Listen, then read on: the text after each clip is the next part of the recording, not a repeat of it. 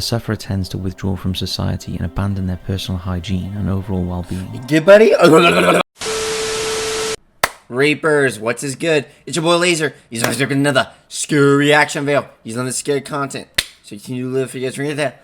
5 very mysterious brain disorders we just can't understand. Guys, imagine just waking up one day and your brain decides to jiggle like jello. Now, enjoy scary content. Enjoy scary reviews, features with the like button. You subscribe to the notification bell icon. I also stream every day on Twitch. Go check out the streams, freaking amazing. Let's dive straight into this video. Oh, number 5. Brain disorders. Nice. Look at all those pigs. There are certain psychological conditions where the sufferer believes that they are turning into or have become an animal. Boanthropy is one such disorder. Here, the individual believes that they are either a cow or an ox, which can result in them behaving as such. They will take to eating grass and will even move about on their hands and knees. These motherfuckers will eat literally shit, bro. They'll eat anything. Eat my shit. As ludicrous as it sounds, and as scarce as instances of boanthropy are, they still occur today, according to Matthew Stanford, a professor of psychiatry at Baylor College of Medicine. The condition is so unusual that there appears to be no sign of any clinical studies into it, nor is there a firm notion on what causes the delusion. A variety of suggestions have been put forth, whereas some clinicians link it to schizophrenia.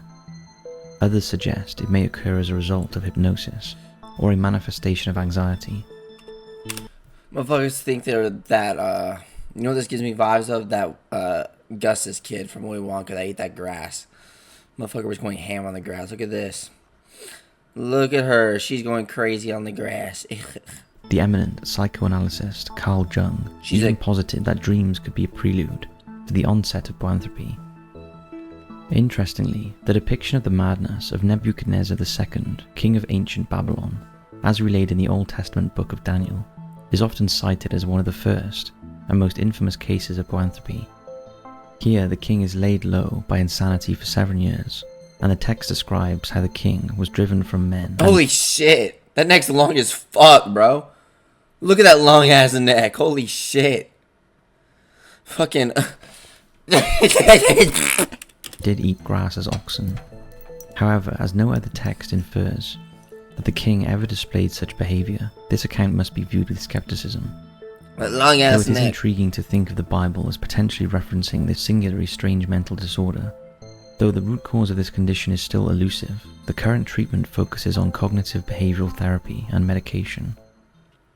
Interesting. Somatoparaphrenia. Somatoparaphrenia is referred to as a neurophysiological delusion, as the condition has most often been observed in people who have either suffered strokes or right hemisphere brain lesions. She's got ocean eyes. But it's such an extraordinary affliction, we wanted to include it. Individuals with this condition do not believe that either an entire limb or one side of their body belongs to them, or is even attached to their own body. Even when presented with irrefutable proof of the limb or area is indeed theirs, the patient will proffer explanations which they wholeheartedly believe as to whom the limb really belongs to and why it's there. One study documented how a 78-year-old lady who had suffered from a stroke which resulted in left side paralysis came to believe that her left arm belonged to her granddaughter. When prompted to touch the limb, she searched the space around it and required help to identify where it was. This is like spiritual shit, bro. Though doctors tried to regard her and asked her to regard her left hand, her response was still one of doubt, and at times appeals to logic simply strengthened her belief that the limb was alien to her. This delusion did not subside until some months after her discharge from hospital. The use of third-person perspective given through mirror therapy has proved successful in this strange and troubling condition. Nonetheless, this approach requires persistence, and once no longer in front of their own reflection, the delusion can return. Oh, interesting. Maggots. Delusional parasitosis.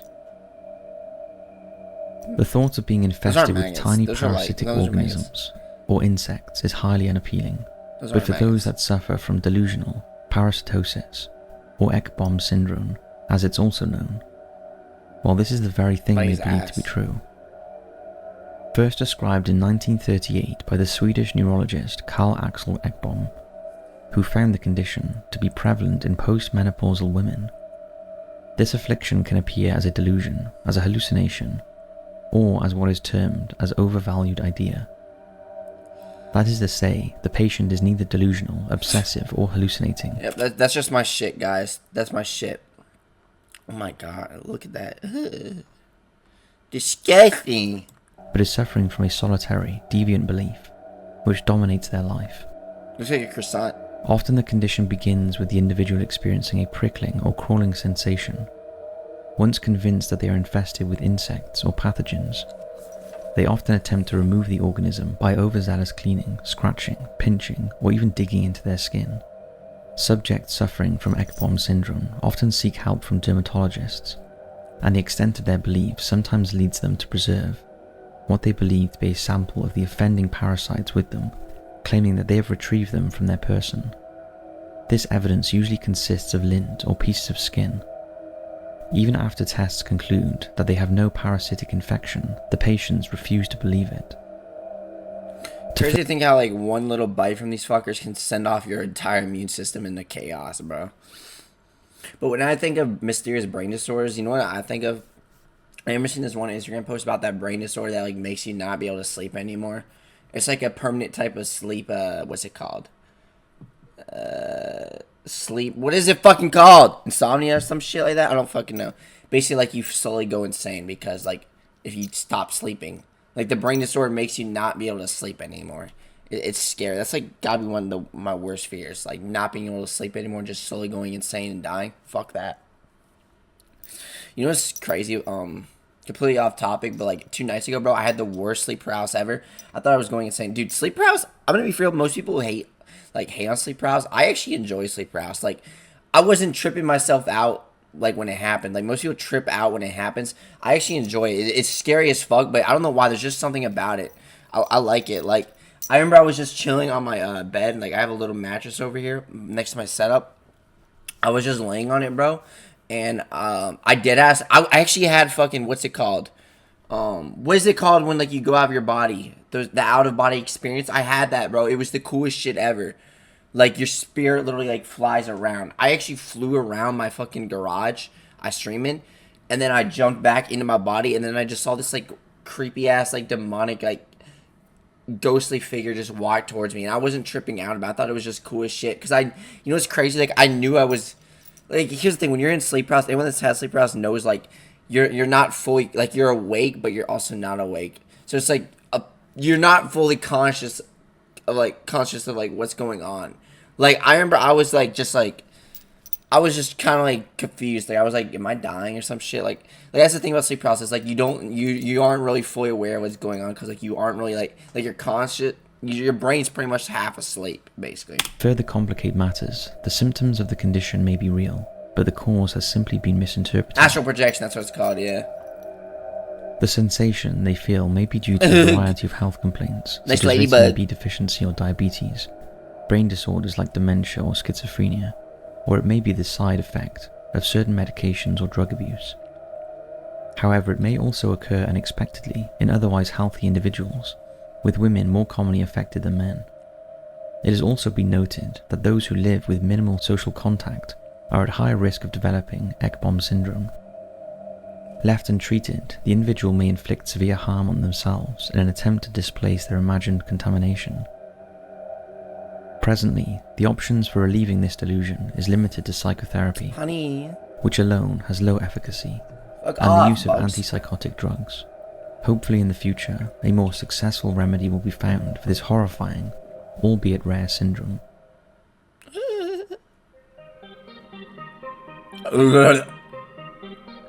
Capgras delusion. In what could easily be the premise of an intriguing yet terrifying film or book, Capgras delusion, categorized as a delusion misidentification syndrome, leaves the subject believing that a loved one, friend, or even a pet has been replaced with an imposter.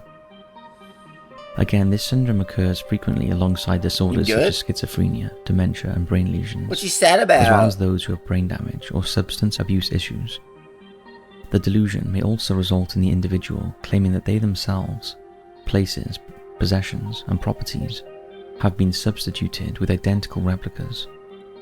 Individuals may even assert that time has been distorted or substituted in some way. Like Ekbom syndrome, Capgras delusion occurs more often in women, though it is more commonly seen to manifest itself in violent tendencies in men. One case study describes how a 40-year-old woman whose abnormal behavior had led to her receiving a psychiatric evaluation proclaimed that a 9-year-old daughter had been replaced by an imposter. Wait, what? Wait, I'm so confused. So like clones? Wait, what? As her real daughter was in the custody of the social services department. Sadly, her delusion persisted and seemed to deepen to the point she refused to take her child home from school. Her behavior became gravely concerning, as whilst outside the school, she shouted, "Give me my daughter, I know what you've done."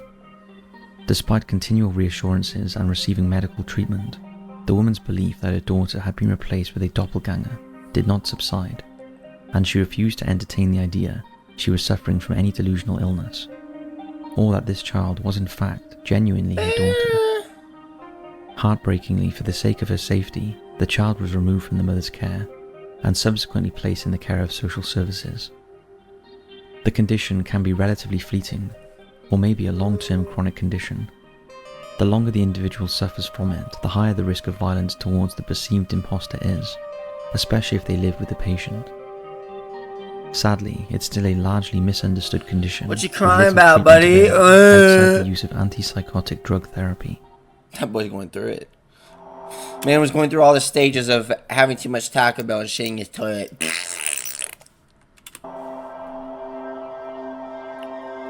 Cotard delusion. This condition was first discussed in 1880 by the French neurologist Jules Cotard, who referred to it as the delirium of negation. Astonishingly, Cotard delusion is when the affected individual believes that they have either lost their vital organs, their blood supply, or that they are dead, and even decomposing.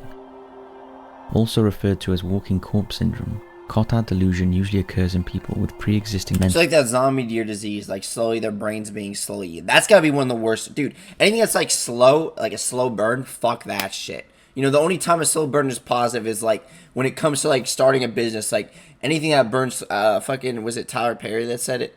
Was it Tyler Perry? Did I say Tyler Perry? Was that his name? I don't know. Someone talked about how like if it's like, this is completely, well, I mean, it's related, but I figured I'd just say it. Like anything that's a quick burn is like not gonna like last long, obviously. Like a slow burn is the way to go. But it's like, as far as like back to this, like just the idea of your brain fucking like slowly decomposing, like you slowly are just like going, you know what I'm saying? Mental health conditions, ranging from bipolar disorder and depression to neurological issues such as multiple sclerosis and Parkinson's disease. Though brain trauma can also lead to this alarming affliction, and conversely, it may appear in individuals with no health conditions at all. The severity of the delusion varies, but common early symptoms include the patient displaying a sense of nihilism, that is, the belief that life is utterly meaningless, as well as anxiety, hypochondria, feelings of uselessness, and suicidal thoughts. The sufferer tends to withdraw from society and abandon their personal hygiene and overall well-being. Get buddy. One case study describes how a stressed and bewildered family member of one 53-year-old lady suffered with this condition actually phoned 911 because the woman concerned kept complaining that she knew she was dead, as she could smell her rotting flesh and expressed a desire to be taken to the morgue. As this lady refused to be treated for a mental disorder, her family supported the act of taking the case to court so she could legally be treated without her consent. She was prescribed a combination of drugs used to combat anxiety, bipolar disorder, and depression. Mercifully, her symptoms abated and she I can't take pills, bro. I don't care if it's prescribed or not, like...